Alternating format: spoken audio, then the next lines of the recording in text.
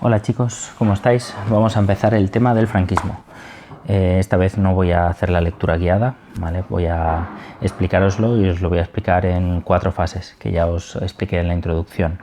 En esta primera fase vamos a hablar de la época desde el final de la Guerra Civil en el 39 hasta el final de la Segunda Guerra Mundial. Luego veremos la década de los 50 hasta finales de los 50.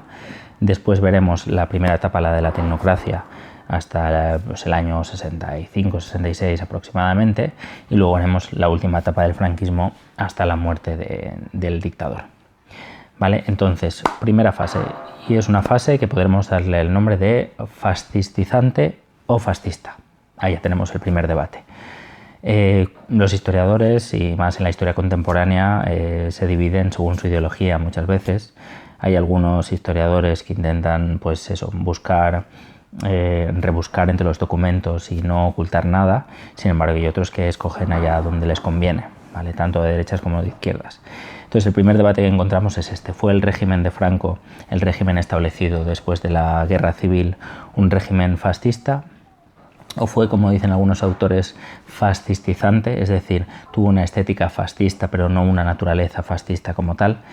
Bueno, pues yo voy a explicaros cuáles fueron las características esenciales de este primer franquismo, y a vosotros pues decidís si podemos situarlo en el fascismo o en la fascistización, ¿vale? Que es difícil decirlo.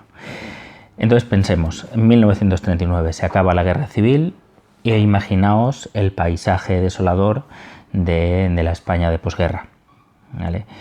Pérdida de vidas humanas en la contienda, destrucción de fábricas, destrucción de infraestructuras, destrucción de muchos cultivos.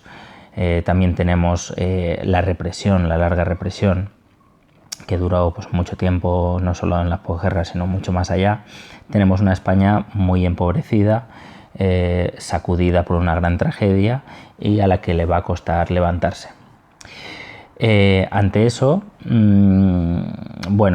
la situación internacional cobra una especial importancia. ¿Por qué? Porque el régimen de Franco no va a tener mucha capacidad de movimientos. Estamos ante una España exhausta y una España que va a ser incapaz de tomar decisiones libremente, tomará las decisiones correspondientes a su estado. Por ejemplo, pues yo ahora puedo decidir salir a correr por ahí. No, ¿por qué? Porque me tengo que adaptar a la situación del confinamiento. ¿O puedo yo ahora mismo hacer 40 dominadas? No, pues porque mi forma física no da para eso. Claro, la limitación del régimen de Franco era muy grande, entonces no le permite tomar ciertas decisiones. Y otras que sí. Y para empezar, la primera decisión que toma, en 1939, ¿vale? Se hace un gran desfile, el desfile de la Victoria, que os recomiendo que lo busquéis por YouTube, porque nos da una imagen de cómo quiere presentarse el régimen de Franco ante el mundo. Por delante de Franco, siguiendo todo el Paseo de la Castellana y más allá, van desfilando pues, los principales grupos que han ayudado que el bando rebelde se imponga en la Guerra Civil, ¿vale? Y van a estar todos. Va a estar el ejército que venía de África, los regulares, la Legión, va a estar la Legión Cóndor, va a estar los voluntarios italianos, van a estar todos aquellos cuadros y todos aquellos aparejos militares que habían contribuido a la victoria de Franco en la Guerra Civil, y además con una parafernalia, con una estética muy fascista, con grandes monumentos de cartón piedra que se erigieron para engrandecer la figura de Franco. Ese gran monumento central con la triple invocación de Franco, Franco, Franco, Franco, los Viva España, Arriba España, los anagramas de la victoria, Víctor, ¿vale? Era el anagrama principal de ese desfile que durante 5 horas recorre las calles de Madrid, y que en el cielo los aviones llegan a hacer con el humo de sus motores un Viva Franco, pues eso, que reluce en el cielo más que el sol. Entonces ahí tenemos la estética del primer franquismo, y es una estética evidentemente fascista. La situación internacional ante la que se encuentra esa dictadura aparentemente fuerte, victoriosa, triunfante, pero en realidad muy debilitada evidentemente por la larga contienda de 3 años, la situación internacional ya estaba cambiando. Es decir, desde el año 36-37 los principales países europeos se estaban rearmando y a una velocidad rapidísima, porque sabían que pronto podía haber una contienda de grandes proporciones como la que se dio en la Segunda Guerra Mundial. Fue el 9 de septiembre cuando Hitler decide invadir Polonia, cuando los principales líderes europeos se dan cuenta de que no es una broma y de que Hitler no va a parar. No iba a parar con los Sudetes, no iba a parar con Checoslovaquia, no iba a parar con Polonia. Empieza la Segunda Guerra Mundial. Claro, el régimen de Franco en un primer momento se declara no beligerante, ¿vale?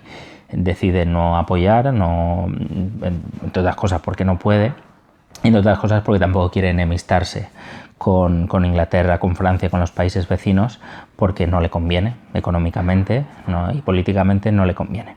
Sí que habrá movimientos por parte de los jerarcas franquistas de asesorarle y de decirle que, bueno, que quizás sería bueno alinearse con el eje, con Alemania e Italia, pero bueno, cuando ya las cosas estuvieran mucho más claras. La batería no se está acabando, no sé si esto va a producir. Bueno, voy a intentar ir un poco más rápido. El caso es, cuando se declara no beligerante, lo hace a contraconciencia, es decir, el régimen de Franco evidentemente iba a apoyar a Italia y a Alemania porque son regímenes con los que más a gusto se sienten. Pero no podía hacerlo, y a pesar de ese asesoramiento de decirle a Franco que, bueno, que a lo mejor había que esperar hasta el momento en que ya estuviera decidida la victoria de Alemania y de Italia para intervenir y así conseguir los tesoros posibles de esa alianza de última hora, pues eso no pudo ser, evidentemente. Hay una entrevista de Hitler con Franco en la estación de Hendaya donde se negocia la entrada de España en la Segunda Guerra Mundial. Claro, también se ha hablado mucho de esa reunión, de qué ofreció Franco, de qué ofreció Hitler, de por qué no llegaron a ningún acuerdo. Parece ser que Franco ofrecía demasiado poco, de hecho podía ofrecer muy poco, y además es que pedía mucho, ¿vale? Pedía el norte de África, pedía muchas posesiones, pedía el cobro de dinero y demás. Bueno, pues evidentemente España no entra en la Segunda Guerra Mundial, y de hecho sobre todo para los jerarcas alemanes la entrada de España en la Segunda Guerra Mundial seguramente perjudicaba a sus intereses más que los favorecía. Sí que es verdad que va a haber ciertos intercambios. España va a proporcionar wolframio, sobre todo al eje, porque eso es un componente muy importante de carácter militar, pero su entrada se va a limitar esencialmente a la División Azul, un cuerpo de voluntarios que cuando empieza la campaña de los nazis contra la Unión Soviética, esos voluntarios van a ir y van a luchar en alguna de las principales batallas en territorio ruso.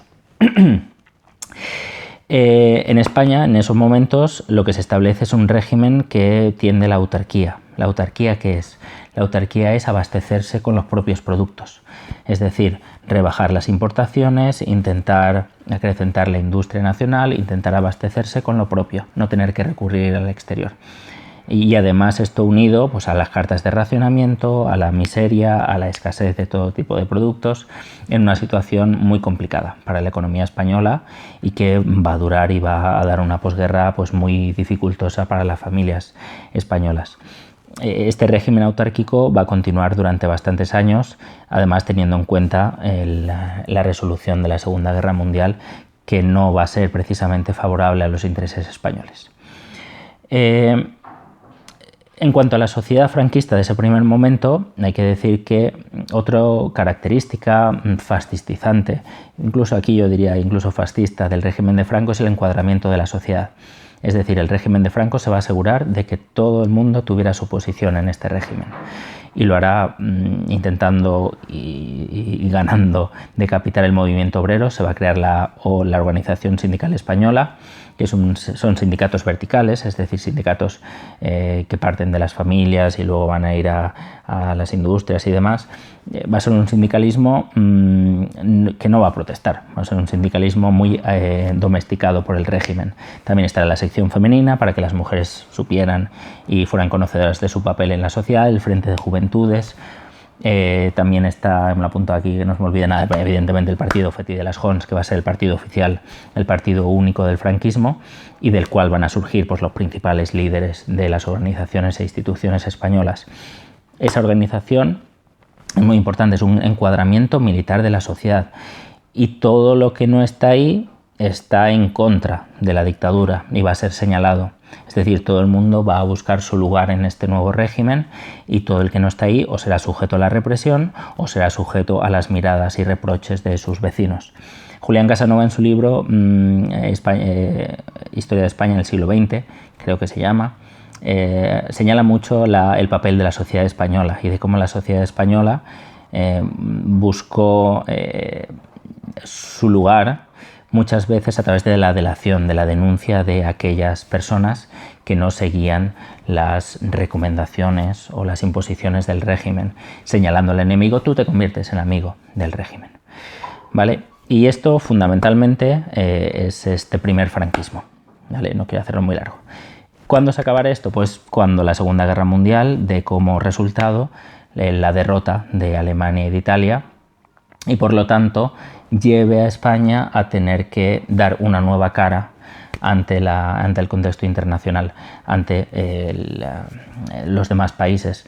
¿Por qué? Porque no podía correr la misma suerte que Alemania e Italia y por lo tanto tiene que hacer un lavado de cara y esa fascistización, esa estética fascista va a decaer, ¿vale? Aunque, como ya os he explicado en la introducción, va a haber caracteres que permanecerán durante toda la dictadura. Así que bueno, primera parte, en el siguiente vídeo veremos la segunda después de la Segunda Guerra Mundial. Chao, chao.